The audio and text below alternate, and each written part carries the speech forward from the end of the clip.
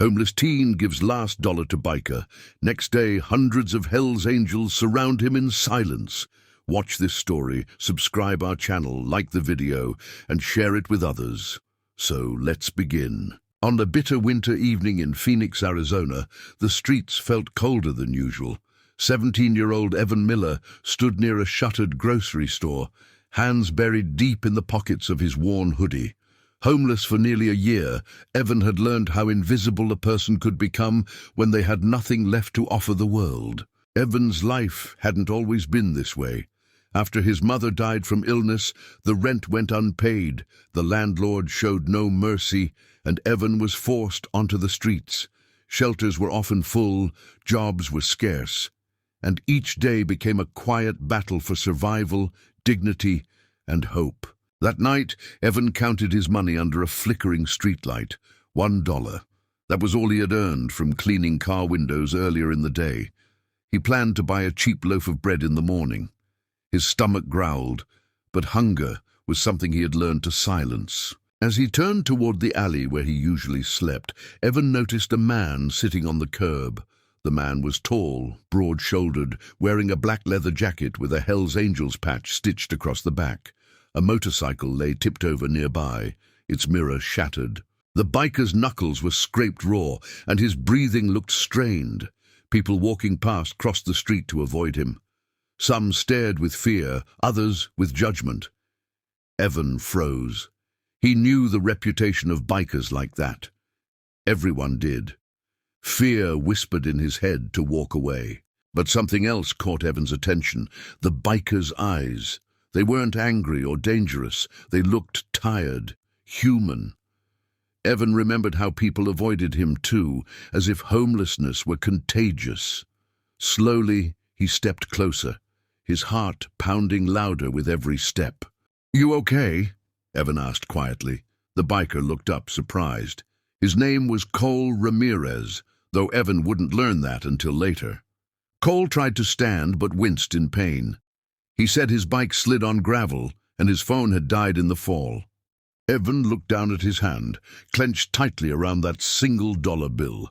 It was his safety, his breakfast, his tomorrow. He hesitated only a moment before extending it. "It's all I've got," Evan said. "Maybe you can get water, or make a call." Cole stared at the dollar like it weighed 1,000 pounds.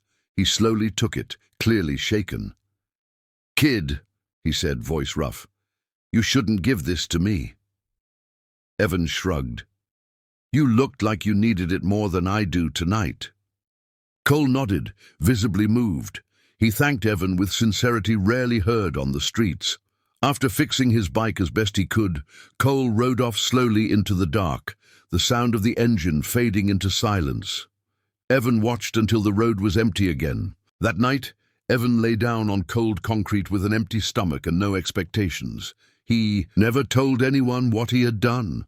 To him it wasn't heroic, it was simply right. What Evan didn't know was that $1 had just reached the heart of a brotherhood built on loyalty, honor, and debt. Morning arrived with a low, unfamiliar rumble that shook the air around the shelter on the outskirts of Phoenix, Arizona. Evan Miller stirred from his thin blanket, thinking it was thunder. But the sky was clear. The sound grew louder, deeper, more powerful, rolling like a storm made of steel. Evan sat up as heads turned all around him. Then he saw them, motorcycles, rows and rows of them, chrome catching the sunlight, engines idling in perfect unison.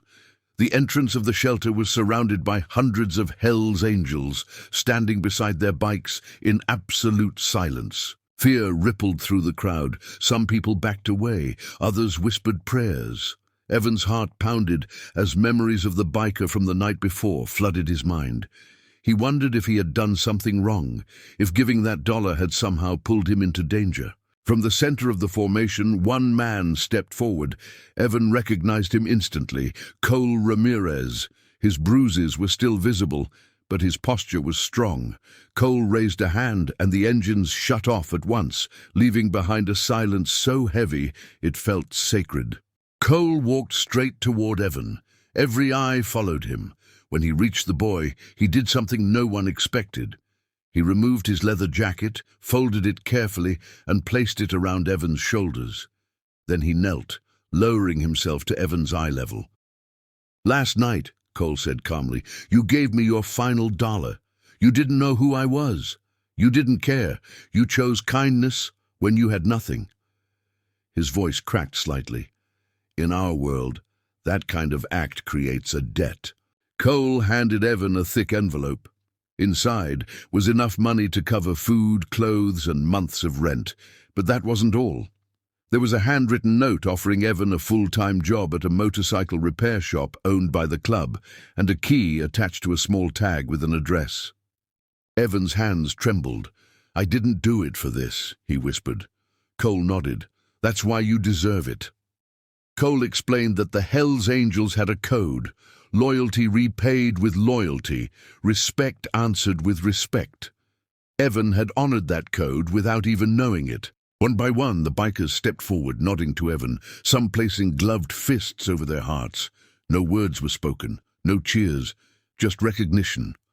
Then Cole stood, raised his arm, and the engines roared to life in perfect harmony. Once, loud and proud. As the bikers rode away, the ground still vibrating beneath him, Evan stood frozen.